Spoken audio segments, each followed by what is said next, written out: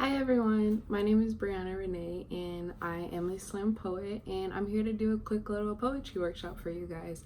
I know with the COVID crisis, everything has been a little wacky, but I want to give a special thank you to Literary Arts for allowing me to still connect with you guys and keep poetry alive during this time. A little bit about me, I started slam poetry in high school, so probably later than you guys. It was my senior year when I started doing this, and I really only started it to heal. I guess I was going through a crisis myself. I was diagnosed with Crohn's disease and trying to still be a straight A student, and I felt like I was drowning. Like I couldn't talk to anybody. Everybody would ask me what's wrong, and I didn't have the words. Only thing I could do was write. Like that's the only way I made sense of things.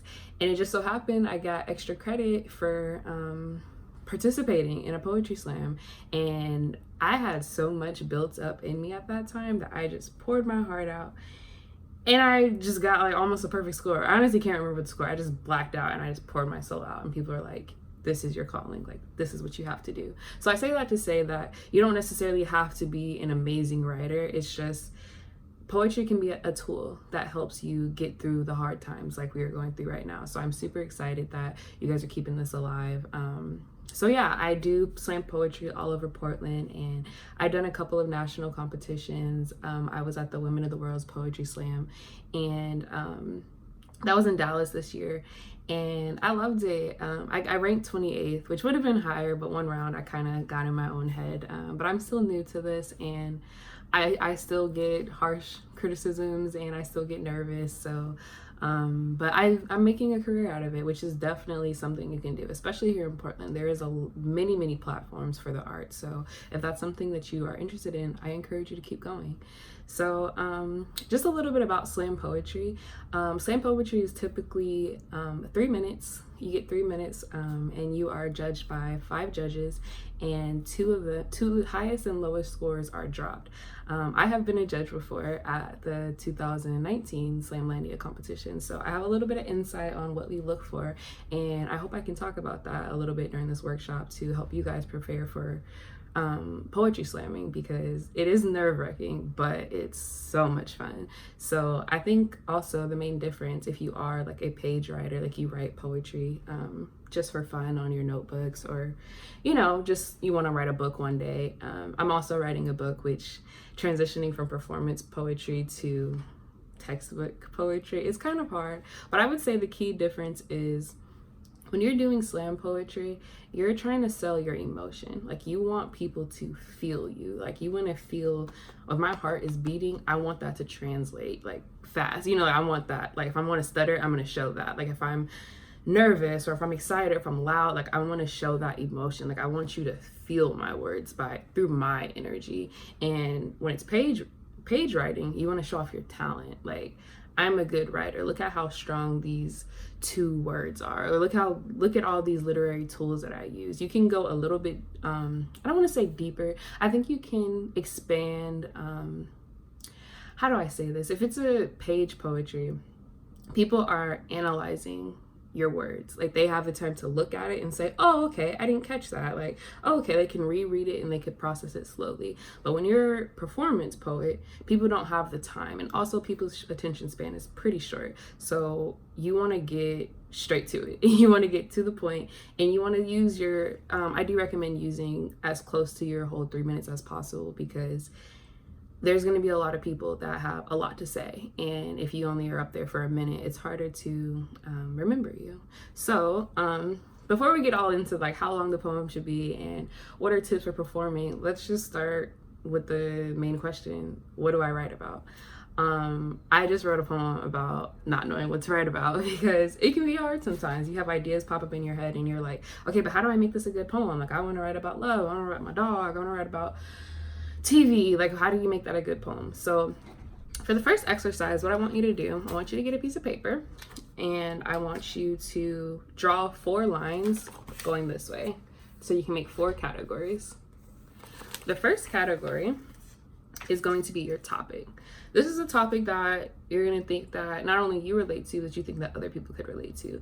These are very general topics like love, pain, overcoming adversities, parents, food, anything that can be super general. You don't have to dive deep into it yet. Just brainstorm as many topics as you can think of. And also, before you're writing, you're not writing this is just doing the outline right now. So next to topic, after you do that, you're going to put your story. That's going to be category number 2, your story.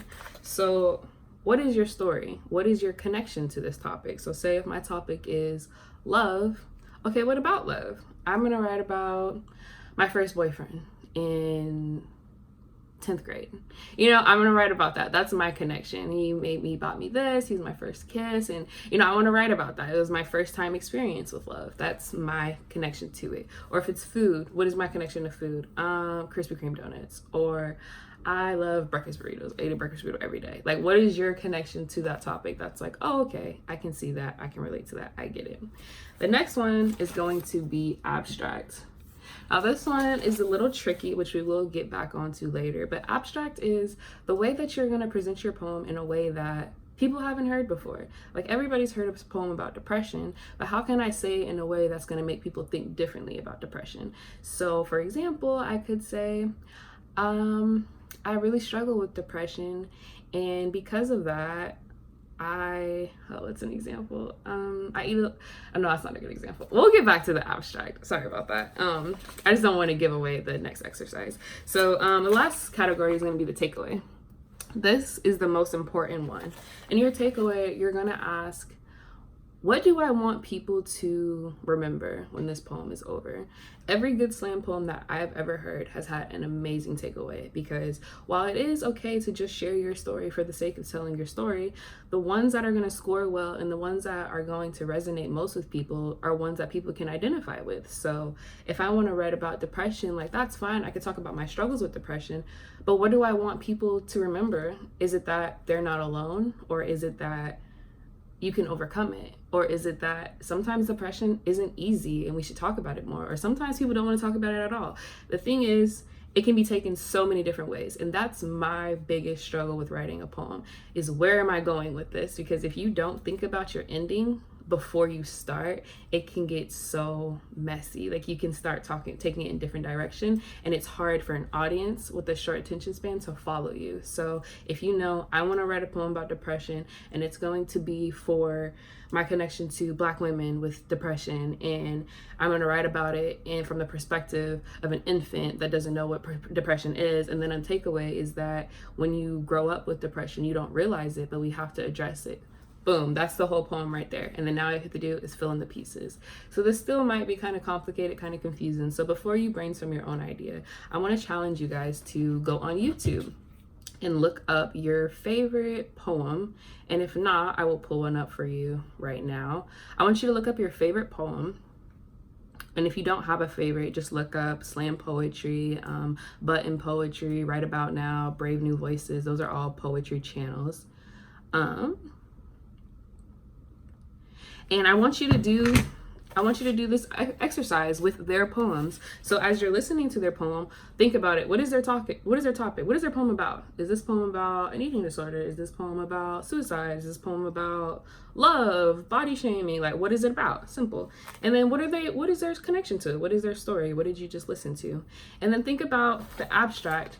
How did they present this poem in a way that made you go, wow, I would have never thought about that? Why did this poem go viral? Why is this so unique to me? This is what the abstract's going to be. And then the takeaway. When you listened to that poem and it was over, what did that make me feel? What did I learn? What did I reflect on? What did they spend the time reflecting on? And I want you guys to take notes of that with 2 poems. So I'm trying to pull up a slam poem that is really good. So it's called Gun by Diego. I'm not sure if you can see it. Yeah, I know it's backwards, but if you can look up that poem, it is a great, it was my first slam poem I've ever heard, and I still think about it regularly. It is about a poet named Diego who talked about gun violence, and his connection to it is he tells a story of it with gun violence all over the world, like from different perspectives. But the abstract is what really is unique. He does the entire poem from the perspective of a gun, like, and you don't really hear Diego's voice at all. He's speaking from the gun and the gun only. And I found that very interesting, very very unique, and it stuck with me like 10 years later. So I want you guys to listen to that poem or one like it and fill out this chart with at least 2 poems. You can definitely do more. The more that you listen to slam poetry, the better you become. So yeah, and then after you finish analyzing those poems and writing about it, I want you to start with your own.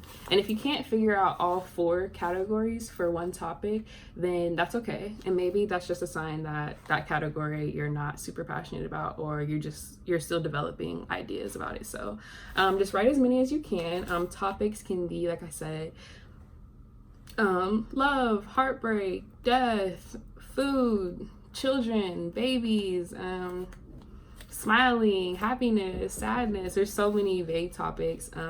Your connection. I want to talk about my grandma. I want to talk about my own suicide attempt. I want to talk about I don't know, a child that I want to have one day. I want to talk about family. There's so many ways that you can have your connection to your topic. And then your abstract, we're going to do our next exercise on the abstracts. But the one I really want you guys to focus on is the takeaway. Why are you writing this? That is going to be the biggest important, I can't even finish that sentence. That's going to be the biggest part of this. Why are you writing this? So I want you to brainstorm as many of these straight across as you can. And then I want you to pick your favorite 3. And then with those, you can pick your favorite one to do one of these 2 exercises for. So the first exercise for the abstract, these exercises are going to be for the abstracts. How do you guys present this poem in a way that's different, that is going to stick with people? Be like, wow, that's really good. I've never thought about that before. So the first one is a very common one in the slam poetry world, but everyone I've seen has been done well. So I encourage you guys to at least practice with this tool. So this is called an open letter 2. An open letter 2 is basically a dedication or a confrontation to one person or thing. The entire poem consists of that. So if I want to say my topic is social justice, and my topic to it is I'll do a personal one. My African American history teacher was really mean to me. He was not African American, and he felt like he knew the African American experience better than I did. So it really hurt my feelings because he gave me bad grades on my paper, and he acted like I didn't have a disability. He was very rude. He told me not to go to college. It really hurt me, and I didn't feel protected by the teachers. So my open letter would be to him or the administration. So I would say, an open letter to blank blank high school, an open letter to my 10th grade African American history teacher. And my entire poem will be, dear you, I hope you know you did this. It made me feel like this. I regret this. I wish you knew this. The entire letter is for that person. Is it the whole poem about that person? No, not necessarily. But you're thinking about the abstract. How can I frame this in a way that people can visualize it in a different way? So again, if I'm wanting to frame social justice, it's like, yeah, I am to this person, but you want to talk about the consequences of his actions. You want to talk about the truth, like you're saying lies when it's actually, this is true. But this is something I would never say to the professor because I was really young, I was really scared. But again, this is why poetry is empowering, because you're finding your voice. And sometimes you could take this poem and give it to administration and say, hey, this is how your teacher made me feel. And if they can really sit down and visualize this, then maybe that's how you change things. But we don't have to think about changing the world right now. For now, just think about your topic, your connection to that topic, and how you can write that in an open letter too. So think about that person or that thing. It could be, like I said, an open letter to Krispy Kreme donuts. Like, oh, you warm, crispy, sugary delight. There's so many different ways that you could go about it. And it could be funny, it could be sarcastic, it could be sad, it could be raw, like raw emotion. And that's what people look for most. So if you can tap into that in any way, please do it. So I want you to look at the topics that you came up with and think of which topic do you think would go best with the open letter poem. If it's your story connection doesn't really match with the dedication prompt or an open letter prompt, then you can change it. You can always go back to it. Again, this does not have to be your final poem. This is just an exercise. So I want you to focus on the topic and the takeaway right now. And the abstract is going to be an open letter too. So that's going to be your first exercise. Your second exercise is going to be personification. I talked about it a little bit, but personification is when you give something that is not alive life. Like you speak about it from their perspective. I want to talk about my perspective from this makeup brush. Like, what is the makeup brush job? It covers my face, makes me feel pretty. But I'm not speaking about it like that. I'm gonna say I cover her face, I make her feel pretty. She needs me every day. She reaches for me. You know, there's different ways you can go about it. Or I'm not sure if you can see my teddy bear in the back. I can write about an entire poem from the perspective of my teddy bear. We watch, or if you haven't looked at it, I really encourage you to look at Gun poem by Diego, because his entire poem is about the gun, from the perspective of the gun. He goes, I go plow, I'm that moves crowds, making every ghetto foul. I might have took your first tout, scarred your life or crippled your style. I gave you power, I made you buck wild, so how you like me now? Yes, I remembered it, but it really stuck with me, because now it's like, you would have never thought to think about a gun speaking to someone like that. You know, it just makes you think about it different, and that is the point of this entire exercise. So I want you to think of an object, and again, go back to your topic and your takeaway. How can I make these connect to the abstract of personification? So again, if it's love, what is a symbol of your love? Is it gifts? Is it a picture? Is it a family? Like, I don't know, there's so many symbols that you can pick from, but I want you to pick one of those objects and tell the story through that object if you can. I hope that makes sense. And again, the point of this exercise is to practice category number 3, which is abstract, because again, we've always heard poems about these topics, but what I am here for is to give you guys ways that you can use these topics in a different way, in a way that will stick with people. Because again, I've done slam poetry for a really long time, and I've heard and judged a lot of slam poems too, but the ones that stick out is, wow, I would not have thought about it like that. For example, I just went to the Dallas Poetry Slam. Actually, it was the National Poetry Slam in Chicago. And one poem that I will always remember is one by a slam team that did a comparison to the stars with talking about celebrities, but also the stars in the sky. And it was an extended metaphor, and it was so good. Like, they even had like Michael Jackson moonwalk, like talking about the moon, like everything. I can't even remember really what the poem was about completely, but I will never forget that comparison, because I felt that impact. And that's what I want you guys to practice is, because anybody could talk about celebrities, but now I'm thinking about actual stars and comparing them to that. So it's just, there's so many ways you can do poetry. It's definitely easy to overthink and to think that what you're saying isn't good enough or it has to be great, but really my advice is to write, rewrite, write again, scratch it, edit it, rewrite, practice it, because nobody starts off perfect, amazing. That's what I had to learn. I really learned that the hard way. I was doing really well in Portland, and I took it to Chicago, and I did not do well at all. But I thought I just had to write it once, and I wouldn't have to edit anything, but that's not true. It's practice, try it again, and practice some more. So I really hope that you guys can do these exercises, and I really hope to hear from, you know, your teachers, and hopefully read some of your poems and work with you guys one-on-one. A couple of tips I would advise is to remember that you are your biggest critics. I am my own biggest critic. We always say, this isn't good, so I'm not gonna write it. It is good, write it. Confidence is really half of the work. When I'm judging, if people have a good poem, but they're not projecting their voice, and it's not necessarily you have to be loud. You don't have to be loud or really super confident, but it's really just be confident in your work rather than yourself. Like, if you think that your poem is good and you show that, people will believe it. We're easily convinced. Project your voice, challenge yourself. Whenever you write something, go deeper. How can I take that line from here to here? Just go dig deeper, find it in yourself, and remember, why did you write this? You wrote it because somebody needed to hear it, and somebody does need to hear it. So keep writing, keep healing. I believe in you, and let's do this exercise.